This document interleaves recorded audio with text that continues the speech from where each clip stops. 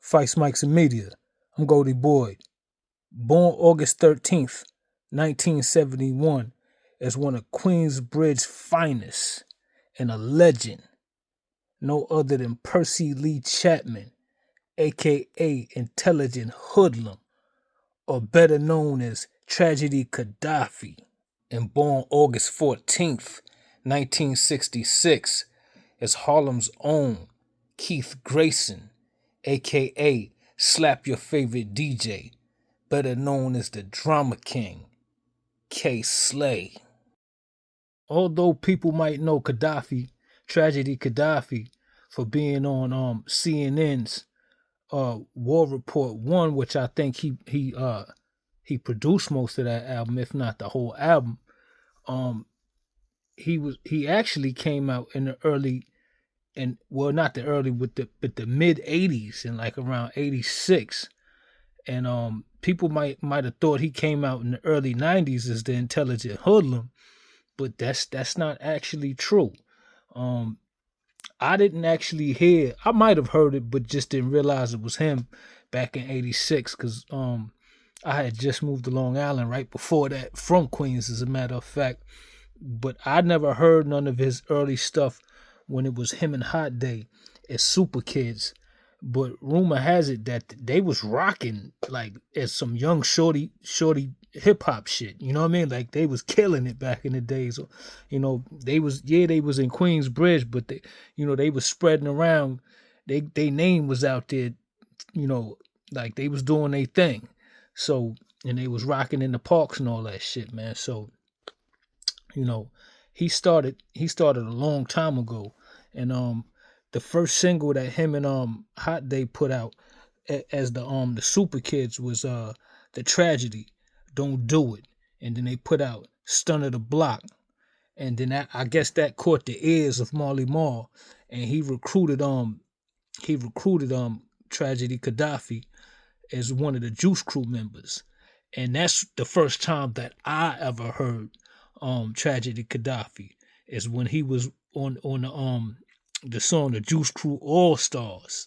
And that shit was flames. I never forget that shit, because he's like the first, before Chi Ali and everybody, he's really like the first hip hop shorty that anybody has really ever heard on a record with named stars.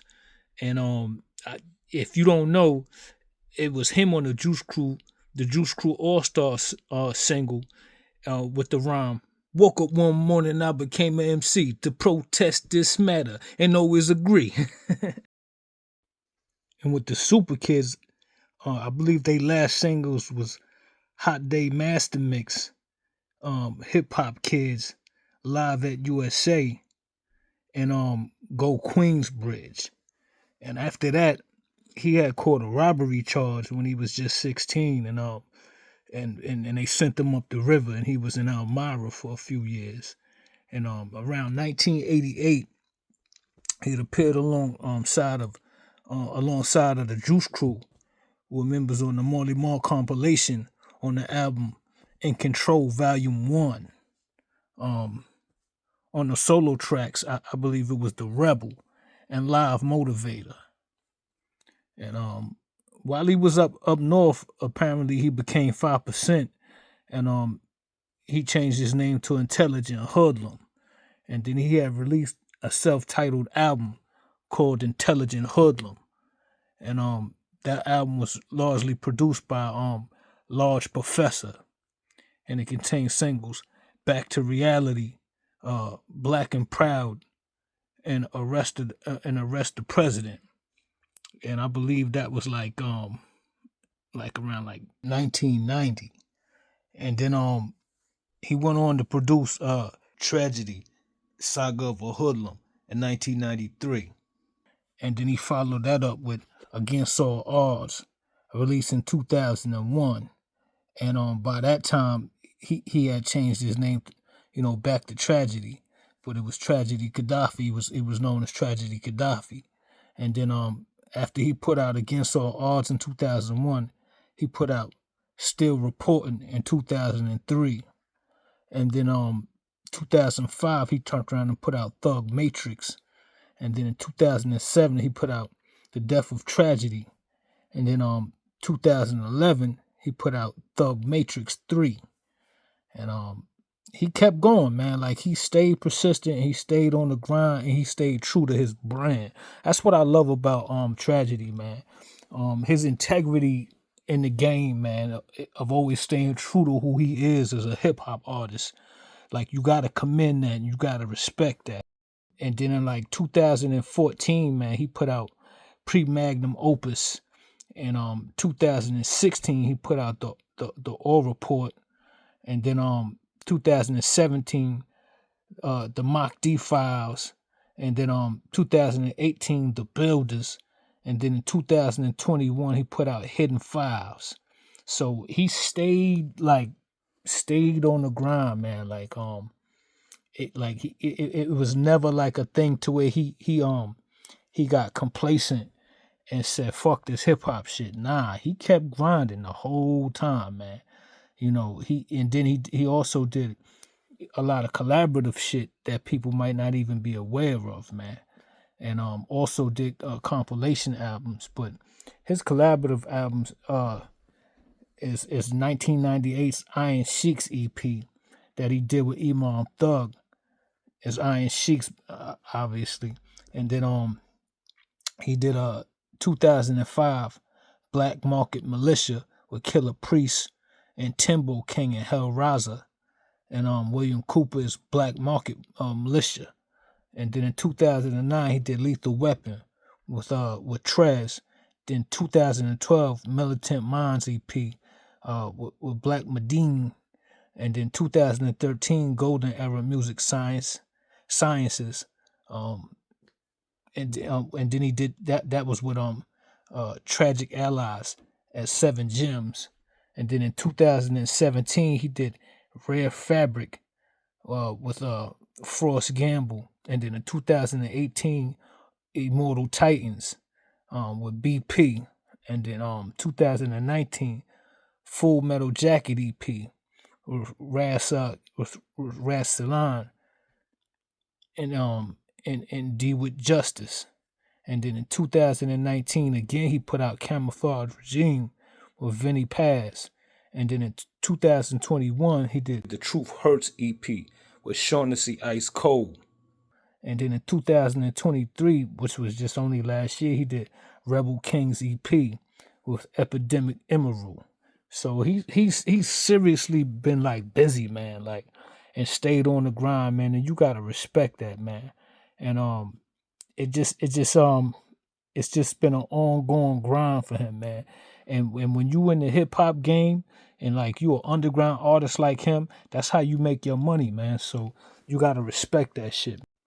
And as mentioned, he also he was also all on the 1997's Capone Noriega CNN, The War Report, man. He was on a bunch of songs, man. He was on Stick You, he was on Parole Violators, Never Die Alone, TONY, Channel 10, Stay Tuned, LA. So, you know, it like he stayed busy, man. You know what I mean? He was on Black Gangsters, Unusual Suspects, with him and Mike Geronimo, album Vendetta. Like this dude, like his body of work is out of this world, man. You know, it's crazy, man. He was on Raw Footage. You know what I mean? He was in 1998, Strange Fruit with Pete Rock, Soul Survivors. Like this dude is a monster, man. Like people don't really understand the body of work that Tragedy Khadafi really has, man. Like he was on a lot of people's shit too, bro. He just never really gets his just due, man. So I just want to say a huge happy birthday to Tragedy Khadafi, a legend in this game, man, and a cornerstone and a pillar in this game. And I think a lot of people should give him his flowers while he's still here with us, man. And I just want to let him know from man to man, I truly appreciate what he's done and contributed to this thing we call hip hop, man. Have a dope ass, big, huge birthday, bro. People might not realize, but K Slay didn't actually start off as a DJ. He was actually a well-known graffiti artist. And if you ever saw Dez, in graffiti all over, Harlem and New York City, you know who that was. That was K Slay. And back in the days and around like I think 1983, there was a documentary called Style Wars that was put out, and he was actually in Style Wars. I didn't always know that. In doing my due diligence, doing my research, I actually found that out very recently, because I didn't even know that. I knew he was around for a long time, but I didn't actually know he was around back in 1983, and people knew who he was since then. But yeah, man, K Slay been around for a very, very long time. He ended up getting locked up in I think the late 80s and got out around like 1990, and that's when he really took DJing seriously, and put himself on the map. It became a very prominent DJ in the Harlem area. And then from there, the rest was history. And around like late 90s, early 2000s, that's when he kind of rose to prominence. K Slay and his brother, them some big niggas, and you know what I mean. Like he a real live nigga, so he wasn't fucking around. Like K Slay was known to be, to be a wild boy. You know what I mean, and be on some real live nigga shit. And if you ain't had the money to pay the nigga, he'll take your chains and type shit like that. Like you know what I mean. He was a live nigga, so he had a lot of respect out there in the streets, man. But he was known for his first few prominent mixtapes that was actually on labels like the Street Sweeper Volume 1, and that's when it all kind of began for him, as far as when the world got to know who he was. Like we knew who he was for quite some time in New York, but like the world didn't really know who he was for quite until around like 2003, when he put out Street Sweepers Volume 1, but he was already putting out shit before that. You know what I mean? But that was New York nigga shit. We would hear that shit, but a lot of people, in America, they didn't really know who he was. But when he put out Street Sweepers, that's when he became official. K Slay was actually one of the first DJs to be signed to a major label and be putting out mixtape albums. Yeah, you had dudes who did it before him, but he was one of those names that actually brought that back, because it kind of faded out in the '90s with Funk Master Flex, and Kid Capri. But by the time like the early 2000s had hit, the mixtape scene was kind of on a decline, and he kind of brought that shit back. To be honest, man, because nobody really was doing it no more, man. And then dudes like DJ Khaled and Mustard started rocking after K Slay, because K Slay was rocking, and out of that you had several artists who was known, because of K Slay mixtapes. You know what I mean? People like Papoose, Uncle Murder. I could keep going on and on, man. Mano, all of these guys.